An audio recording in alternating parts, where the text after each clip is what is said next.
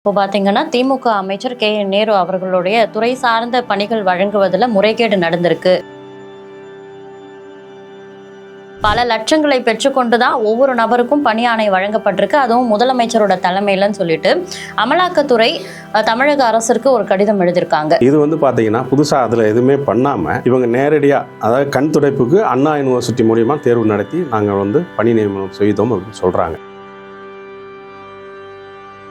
TVH மற்றும் true value ஹோம்ஸுங்கிற அலுவலகத்திலையும் அன்னைக்கு சோதனை மேற்கொண்டதில் அதில் கைப்பற்றப்பட்ட ஆவணங்கள் மற்ற அந்த ஹார்ட் டிஸ்க்கு இந்த மாதிரிலாம் அவங்க ஆய்வு செய்கிறப்ப அப்போ தான் இந்த துறையில் பணி நியமனம் செய்கிறதுல திட்டத்தில் 25 லட்சத்துலேருந்து ஒவ்வொரு வேலைக்கும் ஒவ்வொருத்தருக்கும் 25 லட்சத்துலேருந்து 35 லட்சம் வரைக்கும் லஞ்சமாக பெற்றுக்கொண்டு அவ்வளவு ஆதாரங்கள் மத்திய அரசு கையில இருக்கும்பொழுது, அமலாக்கத்துறை கிட்ட இருக்கும்பொழுது அவர்களே நடவடிக்கை எடுக்கலாமே சார். மாநில அரசு ஏதாவது ஒரு கேஸ்ல ஒரு எஃப்ஐஆர் முதல் குற்ற தகவல் அறிக்கை இருந்தால் தான் அவங்க அமலாக்கத்துறை நேரடியாக வர முடியும். முறைப்படி அதெல்லாம் இது பண்ணி என்கொயரி பண்ணி இதில் ஊழல் நடந்திருக்கா இல்லையாங்கிறது கன்ஃபார்ம் பண்ணிட்டு தான் இங்கே அனுப்புகிறாங்க. பட் இதை வாங்கி இந்த அரசாங்கம் கிடப்பில் போட்டு வச்சிருக்கு. இதுதான் நடந்த உண்மை. இதில் பார்த்தீங்கன்னா 1 லட்சத்துக்கும் மேற்பட்ட இளைஞர்கள் இந்த இதில் அட்டன் பண்ணியிருக்காங்க. அதில் 2500 பேர் செலக்ட் பண்ணியிருக்காங்க. 2 மந்திரிகளுக்குள்ள ஈகோ கிளாஸ். ஏன்னா இவர் டிபார்ட்மெண்ட்டில் சென்னையை பொறுத்தளவுக்கு சென்னை மாவட்டத்து முதல்வராகவே தன்னை சேகர் பாபு காட்டிக்கொண்டு எல்லா பணியும் செஞ்சுட்டு இருக்காரு. அதில் இந்த டெண்டர் அதெல்லாம் கார்பரேஷனில் விடுவாங்க இல்லையா, அதில் அவரும் ஏதோ வாங்குற மாதிரியும் கமிஷன் வாங்குற மாதிரியும் இவர் துறையில் அவர் வாங்குறதுனால அவங்க 2 பேருக்குள்ள ஈகோ கிளாஸில் தான். இப்போ இந்த விஷயத்துல கூட நம்ம கே.என். நேருடைய அமலாக்கத்துறை குற்றச்சாட்டுல கூட பாத்தீங்கன்னா, இதுல கே.என். நேருடைய சகோதரரான கே.என். ரவிச்சந்திரன் சம்பந்தப்பட்டிருக்காரு. இதே போல திமுக அமைச்சர்கள் ஒவ்வொருத்தரும் அவங்களுடைய குடும்பத்தாரை அரசியல் பின்புலம் கொண்டவர்களா மாற்ற ஒரு நிகழ்வு எப்படி பாக்குறீங்க சார்?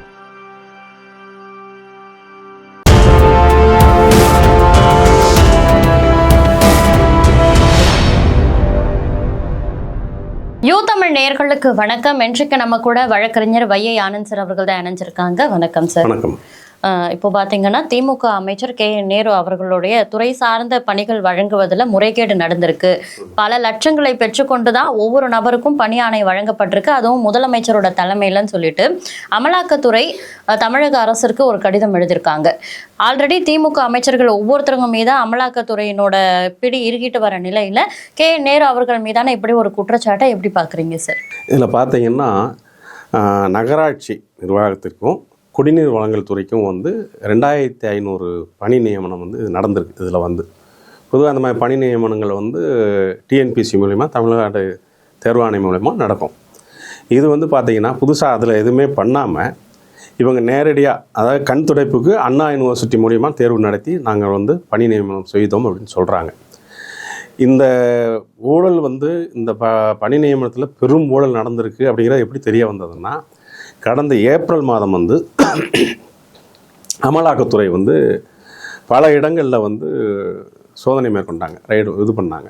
அப்போது அமைச்சர் கே.என். நேருவோட உடன் பிறந்த தம்பி ரவிச்சந்திரன் அவர்களோட நிறுவனமான டிவிஹெச் மற்றும் ட்ரூ வேல்யூ ஹோம்ஸுங்கிற அலுவலகத்திலையும் அன்னைக்கு சோதனை மேற்கொண்டதில் அதில் கைப்பற்றப்பட்ட ஆவணங்கள் மற்ற அந்த ஹார்ட் டிஸ்க்கு இந்த மாதிரிலாம் அவங்க ஆய்வு செய்கிறப்ப அப்போ தான் இந்த துறையில் பணி நியமனம் செய்கிறதுல திட்டத்தில் 25 லட்சத்துலேருந்து ஒவ்வொரு வேலைக்கும் ஒவ்வொருத்தருக்கும் 25 லட்சத்துலேருந்து 35 லட்சம் வரைக்கும் லஞ்சமாக பெற்றுக்கொண்டு இந்த பணி நியமனம் செய்திருக்கு அப்படிங்கிற உண்மையை அவங்க கண்டறிகிறாங்க.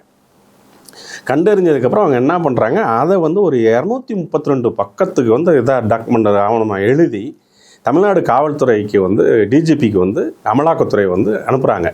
இந்த மாதிரி இந்த துறையில் இந்த வேலைவாய்ப்பு இது பண்ணுறதுல இவ்வளோ ஊழல் நடந்திருக்கு. ஒவ்வொரு நபரிடமும் 25லேருந்து 35 லட்சம் லஞ்சமாக பெற்றுக்கொண்டு தான் இந்த பணி ஆணை வழங்கியிருக்கு அப்படின்னு சொல்லிட்டு அதுக்கு ரிலேட்டடாக டாக்குமெண்ட்ஸ், ஆவணங்கள், அவ்வளவு ஆதாரங்கள் மத்திய அரசு கையில் இருக்கும்பொழுது, அமலாக்கத்துறை கிட்ட இருக்கும்பொழுது அவர்களே நடவடிக்கை எடுக்கலாமே சார். மாநில அரசு இல்லை, ஏதாவது ஒரு கேஸில் ஒரு எஃப்ஐஆர் முதல் குற்ற தகவல் அறிக்கை இருந்தால் தான் அவங்க அமலாக்கத்துறை நேரடியாக வர முடியும்.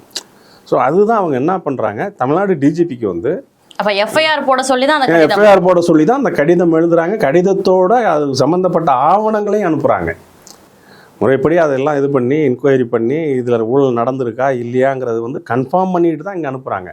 பட் இதை வாங்கி இந்த அரசாங்கம் வந்து கிடப்பில் போட்டு வச்சுருக்கு. இதுதான் நடந்த உண்மை. இதில் பார்த்தீங்கன்னா 1,00,000க்கும் மேற்பட்ட இளைஞர்கள் வந்து இந்த இதில் வந்து அட்டன் பண்ணியிருக்காங்க. அதில் 2,500 பேர் வந்து செலக்ட் பண்ணியிருக்காங்க. அதில் ஒவ்வொருத்தருக்கும் 25 லட்சத்துலேருந்து 35 லட்சம் மொத்தம் அவங்க என்ன சொல்கிறாங்கன்னா அவங்க கணக்கில் 888 கோடிக்கு மேலே வந்து இதில் ஊழல் நடந்திருக்கு அப்படிங்கிறது சொல்கிறாங்க. இது ஒரு பெரிய அதிர்ச்சிகரமான ஒரு அதான் பார்த்தீங்கன்னா இந்த திராவிட உருட்டு மாடல் ஆட்சியில் பார்த்தீங்கன்னா இப்போ மந்திரிகளுக்குள்ளே எதில் போட்டின்னா நீ பெரிய லெவலில் ஊழல் பண்ணுறியா நான் பெரிய லெவலில் ஊழல் பண்ணுறாங்கிறத உங்களுக்கு போட்டி இருக்குங்கிறது இது தெரியுது.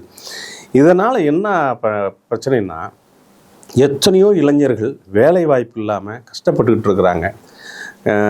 வறுமை கோட்டுக்கு கீழ் இருக்கிறவங்க நடுத்தர வர்க்கத்தினர்லாம் அவங்களுக்கு வந்து ஒரு அரசு வேலை அப்படிங்கிறது வந்து ஒரு பெரிய ஒரு கனவு.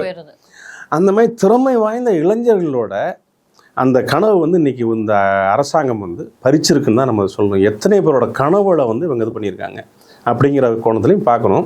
இன்னொன்று 25 லட்சத்துலேருந்து 35 லட்சம் லஞ்சமாக கொடுத்து ஒருத்தர் வந்து வேலைக்கு வந்தாருன்னா அந்த லஞ்சமாக கொடுத்த பணத்தை எப்படியாவது சம்பாதிக்கணும் தான். அவருக்கும் புதுதாக வேலை செய்ய அவர்களும் வந்து நாளைக்கு வந்து ஊழல் செய்கிறதுல வந்து அவங்களும் வந்து பண்ணுவாங்க அப்படிங்கிறது தான். அப்போ நம்ம நாட்டோட இது அந்த அந்த துறை வந்து எப்படி சிறப்பாக விளங்கும் அப்படிங்கிறது ஒரு கேள்வி. இது வந்து ஏற்கனவே வந்து இந்த குற்றச்சாட்டு வருவதற்கு முன்னாடி அவர் துறை சார்ந்த பணிகளே அவர் சரிவர செய்ய மாட்டார் அப்படின்ற ஒரு குற்றச்சாட்டு KN நேரு அவர்கள் மேல இருந்துச்சு, தொடர்ந்து இருந்தது. என்னன்னா தூய்மை பணியாளர்கள் பிரச்சனையிலையும் அங்க வந்திருக்க வேண்டியது அமைச்சர் KN நேரு அவர்கள் தான். ஆனா அவர் வராம அமைச்சர் சேகர் பாபு தான் முன்னிருந்து எல்லாமே பண்ணாரு. அப்ப அவர் துறை சார்ந்த பணிகளையும் அவர் சரியா பண்றது இல்லையா அப்படின்ற ஒரு அது என்னன்னா அந்த விஷயத்துல பாத்தீங்கன்னா அந்த ஈகோ கிளாஸ் 2 மந்திரிகளுக்குள்ள ஈகோ கிளாஸ். ஏன்னா இவர் டிபார்ட்மெண்ட்டில் சென்னையை பொறுத்தளவுக்கு வந்து சென்னை மாவட்டத்து முதல்வராகவே தன்னை சேகர்பாபு வந்து காட்டிக்கொண்டு எல்லா பணியும் செஞ்சிட்ருக்கார். அதில் வந்து இந்த டெண்டர் அதெல்லாம் கார்பரேஷனில் விடுவாங்க இல்லையா, அதில் அவரும் வந்து ஏதோ வாங்குற மாதிரியும் கமிஷன் வாங்குற மாதிரியும் இவர் துறையில் அவர் வாங்குறதுனால அவங்க 2 பேருக்குள்ள ஈகோ கிளாஸில் தான் அவர் நான் எதுக்கு போகணும் மெட்ராஸில் அவர் தானே எல்லாம் பார்க்குறாரு அப்படிங்கிற அந்த ஈகோ கிளாஸில் தான் இவரும் போகலை அப்படிங்கிற மாதிரி சொல்கிறாங்க. பட் இவர் தான் போயிருக்கணும், தூய்மை பணியாளர் போயிருக்கணும். அத்தனை நாள் 13 நாளும் என்னமோ இருந்தாங்கன்னு நினைக்கிறேன். 13 போராட்டம் வந்து அமைதியான முறையெல்லாம் பண்ணியிருந்தாங்க. ஒரு ஓரத்தில் கார்பரேஷனில் ஒரு ஓரத்தில் சாலை ஓரத்தில் வந்து யாருக்கும் இடைஞ்சல் இல்லாமல், போக்குவரத்துக்கு இடைஞ்சல் இல்லாமல், பொதுமக்களுக்கு இடைஞ்சல் இல்லாமல் தான் அவங்க பாட்டுக்கு சொல்லியிருந்தாங்க. அவங்களோட கோரிக்கை நியாயமானது தானே. அதை விட்டுட்டு அவங்கள வந்து 13 நாள் அப்படி இது பண்ணிட்டு நள்ளிரவில் வந்து காவல்துறையை வந்து அடக்குமுறை பண்ணி அடித்து தர நிறுத்து போய் எல்லாமே நம்ம ஊடகங்களில் பார்த்தோம். அந்த நிகழ்வு அன்றைக்கி நடந்துகிட்டு இருக்கும்போது முதல்வர் வந்து கூலி படம் பார்த்துக்கிட்டு இருக்கிறார். ரிவ்யூவில் வந்து கூலி படம் பார்த்துட்டு இருக்காரு. மக்கள் வந்து இந்த மாதிரி தூய்மை பணியாளர் இவ்வளோ இது பண்ணுறாங்க, இவர் வந்து சினிமா பார்த்துட்டு இருக்காரு. இந்த ஆட்சி வந்து இப்படி தான் இருக்குது. இப்போது இந்த விஷயத்தில் கூட நம்ம KN நேருடைய அமலாக்கத்துறை குற்றச்சாட்டில் கூட பார்த்தீங்கன்னா இதில் KN நேருடைய சகோதரரான KN ரவிச்சந்திரன் சம்பந்தப்பட்டிருக்காரு. இதே போல திமுக அமைச்சர்கள் ஒவ்வொருத்தரும் அவங்களுடைய குடும்பத்தாரை அரசியல் பின்புலம் கொண்டவர்களாக மாற்ற ஒரு நிகழ்வு எப்படி பார்க்குறீங்க சார்? ஏன்னா மந்திரிகளோட மகன்கள் எல்லாருமே வந்து அடுத்த கட்ட பதவிக்கு வந்துட்டாங்க. இப்போது இது வந்து இன்றைக்கி நேற்று நடக்கலைங்க. இது திமுகவில் வந்து தொன்று தொட்டு இதே பழக்கம் தான். ஒவ்வொரு மந்திரின்னா அவங்க மந்திரியோட மகன்களோ உறவினர்களோ இவங்க தான் அந்த துறையை வந்து கோல வச்சுக்கிட்டு இதில் பார்த்தீங்கன்னா அந்த அப்பாயின்மெண்ட் ஆர்டர் எல்லாமே அந்த தனியார் TVHல தான் அந்த அலுவலகத்துலாம் நடந்திருக்கு. அங்கே தான் வந்து இவங்க பணம் வாங்கிட்டாங்க இல்லையா, அவங்களுக்கு முன்னுரிமை கொடுத்து பணம் யாரிடம் தான் பெற்றுக்கொண்டார்களோ அவர்களுக்கு முன்னுரிமை கொடுத்து அவங்களுக்கு தான் பணி நியமனம் நடந்திருக்கு. இதில் இன்னொரு அதிர்ச்சியான விஷயம் என்னன்னா இந்த மாதிரி லஞ்சமாக பெற்ற பணம் வந்து நிறையா ரியல் எஸ்டேட்டில் முதலீடு பண்ணியிருக்காங்க. அதை தாண்டி பெருமளவு முதலீடு வந்து ஹவாலா மூலிமா வந்து வெளிநாடுகளில் வந்து இன்வெஸ்ட் பண்ணியிருக்காங்க அப்படிங்கிறது வந்து தெரிய வருது. சினிமா துறையிலையும் கொஞ்சம் இது பண்ணியிருக்காங்கங்கிறது நிறைய தகவல் வருது. இன்னொன்று பார்த்தீங்கன்னா அந்த பார்ட்டிலாம் கொஞ்சம் சில மாதங்களுக்கு முன் பார்த்தீங்கன்னா அந்த பார்ட்டிலாம் நடிகைகளுக்கு வந்து விலை உயர்ந்த 30 லட்சம் 40 லட்சம் பேக்கு கொடுத்தாங்க, லேடிஸ் பேக்கு. அது எல்லாமே இந்த நிறுவனம் தான் கொடுத்தது அப்படின்னு அப்பயே வந்தது. ஏன்னா அங்கே தான் அவங்க இடத்துல தான் அந்த கேளிக்கை இதெல்லாம் நடந்திருக்குங்கிறது அப்பயே வெளியே வந்தது. இப்படி மக்களிடம் இப்படி 25 லட்சம் 35 லட்சம் வாங்கி திரைத்துறையில் இருக்க நடிகைகளுக்கு வந்து ஒரு சாதாரண ஹேண்ட்பேக்கு வந்து 35 லட்சம் 40 லட்சம் ஒரு ஹேண்ட்பேக் கொடுத்துருக்காங்கன்னா அப்போ இவங்க எவ்வளோ கொள்ளையடிச்சிருப்பாங்க, எவ்வளோ இந்த மாதிரி லஞ்சமாக பெற்றிருப்பாங்க, இவங்க கொடுத்த கான்ட்ராக்ட்லலாம் எவ்வளோ கமிஷன் வாங்கியிருப்பாங்கிறது இதன் மூலம் தெரிய வருது. முதல்வருடைய காதுக்கு இந்த விஷயங்கள்லாம் செல்லாம தான் எவ்வளோ நடக்கிறதா நினைக்கிறீங்க? அது எப்படி நடக்கும்? என் வீட்டில் நடக்குதுன்னா எனக்கு தெரியாமல் எப்படி இருக்கும்? எனக்கு தெரியாமல் நடந்தால் அது ஏன் நான் தப்பு பண்ணேன்னு அர்த்தம். அப்போ நீங்கள் எதுக்கு முதல்வராக இருக்கீங்க? உங்களுக்கு கீழே இருக்க அமைச்சர்கள் ஒவ்வொரு துறையிலையும் பெரிய இந்த மாதிரி ஊழல்கள் வந்து நாள்தோறும் வந்து கொண்டே இருக்கு. இதை பார்த்து இது அவருக்கு தெரியல அமைச்சர்களே முதலமைச்சர் போல செயல்படுறாரு அப்படின்னு நீங்களே சொல்லிருந்தீங்க. இப்போ சென்னை வட சென்னைக்கு சேகர் பாபு அவர்கள்னா கரூர் பகுதியில் செந்தில் பாலாஜி ஆட்சியில இல்லைனாலும் அவருடைய அதிகாரம் தான் அங்க செயல்படும். அதே மாதிரி திருச்சியில வந்து ஒரு காலத்துல வந்து திரு KN நேரு வந்து இது பண்ணார். இப்பதான் அவருக்கு போட்டியாளராக கல்வித்துறை அமைச்சர் வந்து மகேஷ் பொய்யாமொழி இருக்கிறாரு. ஸோ குறுநில மன்னர்களாக தான் அவங்க வந்து ஒவ்வொரு மாவட்டத்திலையும், திண்டுக்கல் எடுத்துட்டா ஐ பெரியசாமி, ஒவ்வொரு மாவட்டத்திலையும் இந்த மாதிரி குறுநில மன்னர்களாக தான் அவர் வாழ்ந்து கொண்டிருக்கிறார்கள். அவர்களின் பிள்ளைகள் வந்து இளவரசர்களாக, ஒவ்வொரு மந்திரிகளோட பிள்ளைகள் வந்து இளவரசர்களாக வலம் வந்து கொண்டு இருக்கிறார்கள். இன்னும் 60 நாட்கள்ல செந்தில் பாலாஜி அவர்கள் கைது செய்யப்பட வாய்ப்பு இருக்கு. அவர் மீதான அந்த வழக்குகளுக்கு முடிவு தெரிய போகுது அப்படின்னு சமூக வலைதளங்கள்ல தகவல் பரவறதை நம்ம பார்க்குறோம். அது குறித்து உங்களுடைய பார்வை சார்? இல்லை, அந்த ப்ராசஸ் போயிட்டு இருக்கு. அந்த கேஸ் வழக்கு வந்து நடந்துகிட்டு இருக்கு. அதுலேயும் நிறைய வந்து அவங்க சாட்சியங்களை வந்து இந்த வழக்கு இழுத்தடிக்கணுங்கிறக்காக ஆயிரக்கணக்கான பேரை வந்து அந்த வழக்கில் வந்து சாட்சிகளாக சேர்த்து, ஏன்னா நிறைய பேர் வந்து நீங்கள் சாட்சிகளாக போட்டு விசாரணை வந்து தாமதப்படும் இல்லையா, அதுக்குரிய வேலையெல்லாம் அவங்க செஞ்சுக்கிட்டு தான் இருக்கு. இத்தனை பேரை வந்து விசாரணை வலயத்திற்குள் கொண்டு வந்தா இவங்களை இவ்வளவு பேரையுமே வந்து விசாரிக்கிறது ரொம்ப கடினம் அப்படின்னு உயர்நீதிமன்றம் உச்சநீதிமன்றம் சொல்லியிருக்கு. அதுதான் இவங்க, அதாவது இவங்க நவீன முறையில் ஊழல் பண்றதுல வந்து இவங்க கைதேர்ந்தவங்க. அதே மாதிரி இந்த மாதிரி சட்டத்துறையிலையும் இந்த மாதிரி நிறைய சாட்சிகளை வந்து ஆயிரக்கணக்கான சாட்சிகளை போட்டோம்னா விசாரணை தாமதப்படும் அப்படிங்கிற நோக்கத்தில் அவங்க செயல்பட்டு இருக்காங்க. இந்த வழக்குக்கு முன்னாடி சமீபத்தில் திமுகவின் மூத்த அமைச்சராக இருக்கக்கூடிய துரைமுருகன் அவர்களுடைய வீட்லயும் ரெய்டு நடந்தது நம்ம பார்த்தோம். அவர் கைது செய்யப்படுறதுக்கான வாய்ப்புகள் இருக்கா சார்?